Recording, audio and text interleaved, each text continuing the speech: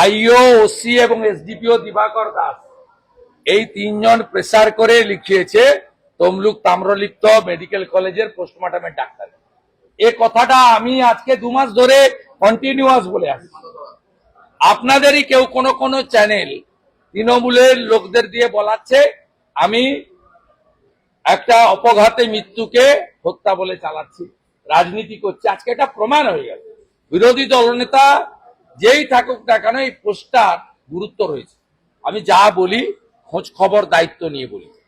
আমি দাবি করব কোর্ট মনিটরিং সেন্ট্রাল এজেন্সিকে দেওয়া দরকার এবং তাম্রলিপ্ত মেডিকেল কলেজের যে ডাক্তার পোস্টমর্টম করেছে, ভুল করেছে, তাকে কাস্টডিতে নিয়ে পুলিশের কার আর তৃণমূলের কার চাপে মার্ডারকে অ্যাক্সিডেন্ট বলে লিখেছেন তার সামনে আসা দরকার।